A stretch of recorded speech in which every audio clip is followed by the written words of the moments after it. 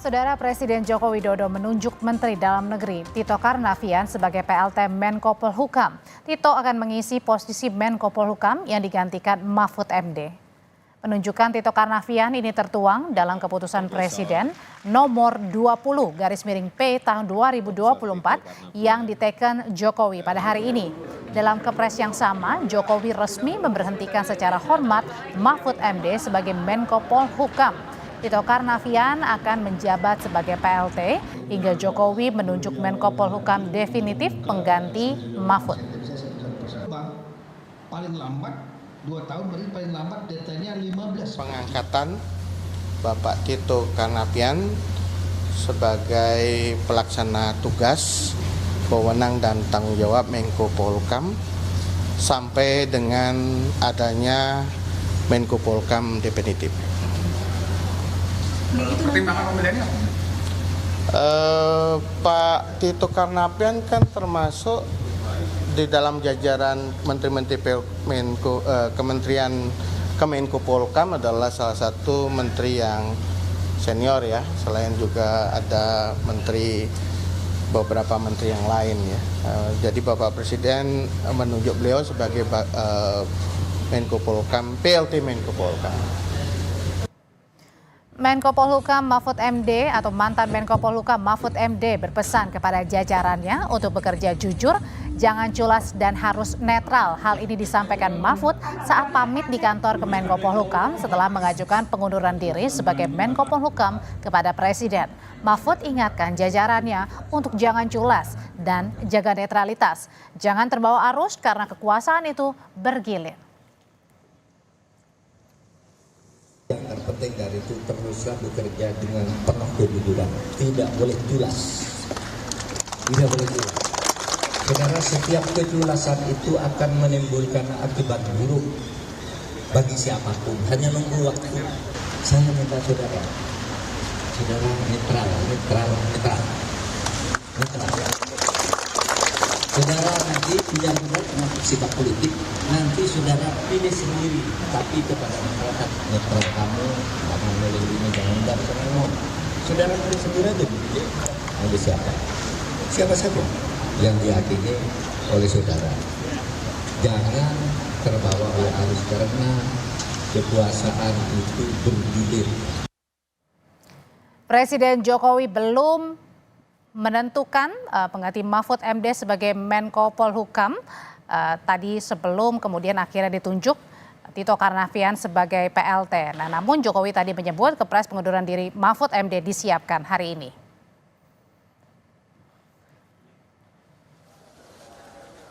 Ya, kemarin sudah menyampaikan surat pengunduran diri kepada saya dan pagi hari ini kepresnya kita siapkan. Belum, masih kemarin sore ya, beri waktu sehari, 2 hari, 3 hari lah.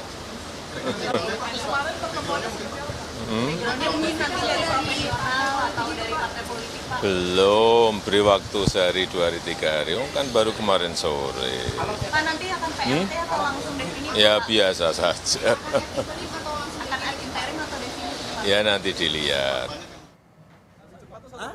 Sementara Menteri Investasi Bahlil Lahadalia membantah isu ketidaknyamanan di dalam kabinet Jokowi. Bahlil tegaskan sejumlah menteri masih melakukan rapat bersama Presiden, walau berbeda pilihan politik seperti sejumlah menteri dari PDI Perjuangan.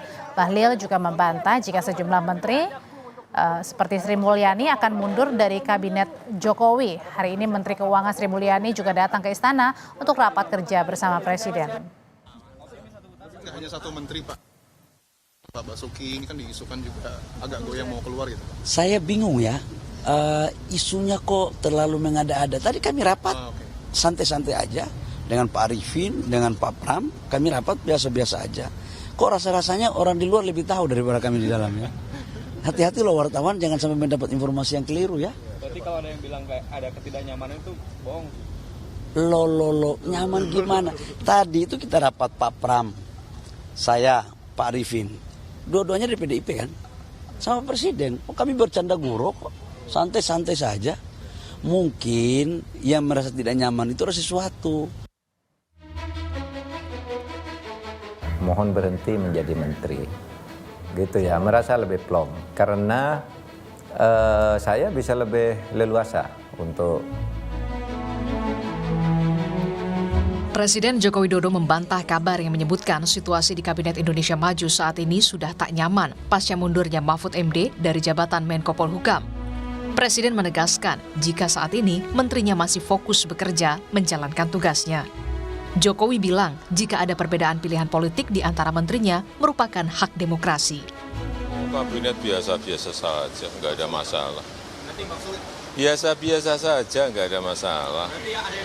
Yang kerja ya kerja, yang kunjungan ke daerah, saya pun juga sama.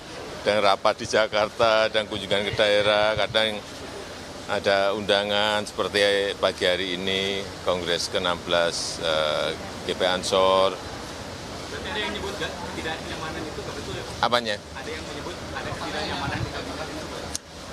Biasa saja bahwa ada perbedaan pilihan, itu demokrasi. Sekretaris Jenderal PDIP Hasto Kristianto mengungkapkan Cawapres nomor urut 3 Mahfud MD mundur dari kabinet, salah satunya karena fungsi-fungsi Menko Polhukam telah diambil alih oleh Presiden Joko Widodo. Mundurnya Prof. Mahfud juga sebagai bagian ketika fungsi-fungsi Polhukam sudah langsung ya diambil alih oleh Bapak Jokowi. Sehingga tentu saja kami mengharapkan ketika rakyat sudah menyampaikan sikap seperti itu ada perubahan dan masih ada waktu bagi 13 hari ke depan untuk kita semua melakukan perubahan-perubahan dan mengedepankan kampanye yang menggembirakan. Isu keretakan di Kabinet Presiden Joko Widodo muncul karena Sekretaris Jenderal PDI Perjuangan Hasto Kristianto juga sempat mengungkapkan ada cerita dari Menteri soal suasana rapat Kabinet pemerintahan Presiden Jokowi yang kini terasa tidak nyaman. Isu keretakan ini ramai-ramai dibantah oleh Menteri Kabinet Jokowi. Tim Liputan, Kompas TV.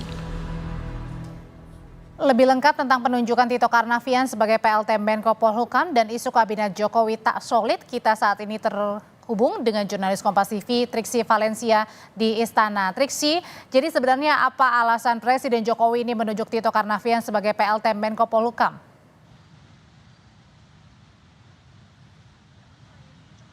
Ya Audrey, kalau mengutip tadi apa yang disampaikan oleh Ari Dwi Payana selaku staf khusus Presiden, memang ditegaskan adalah selain Tito Karnavian ini adalah senior, kemudian juga sudah memenuhi kualifikasi-kualifikasi yang juga sudah dipertimbangkan maupun juga diperhitungkan oleh Presiden Joko Widodo.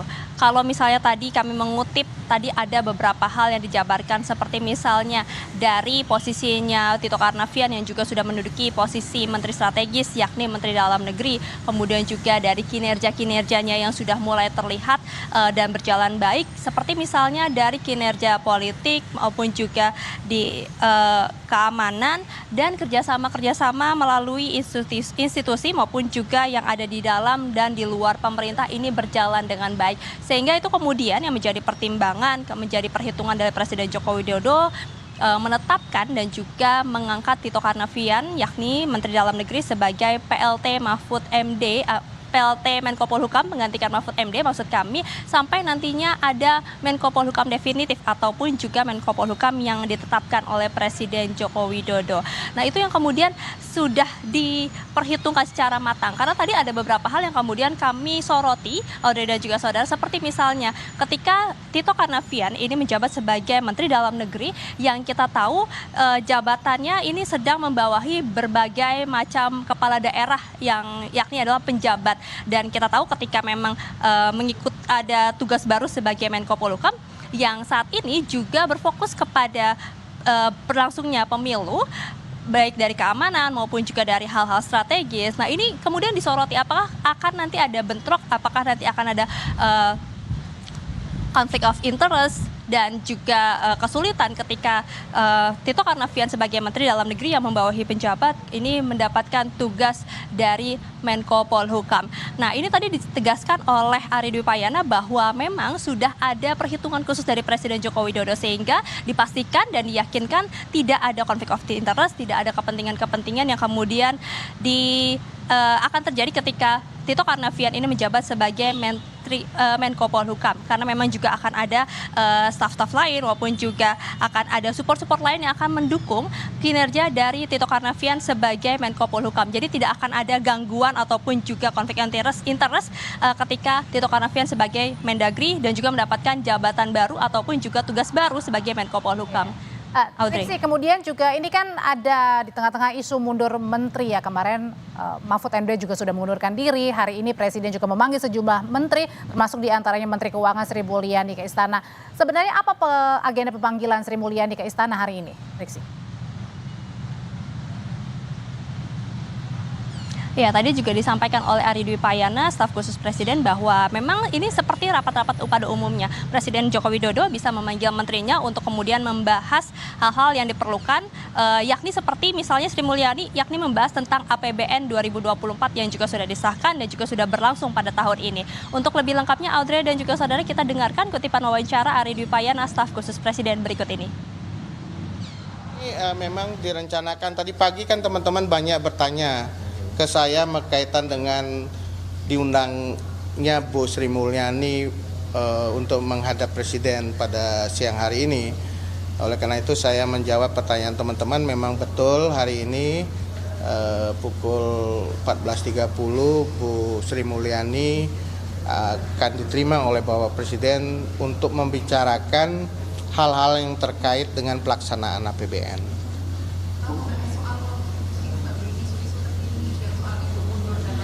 Oh enggak, kita bicara soal APBN.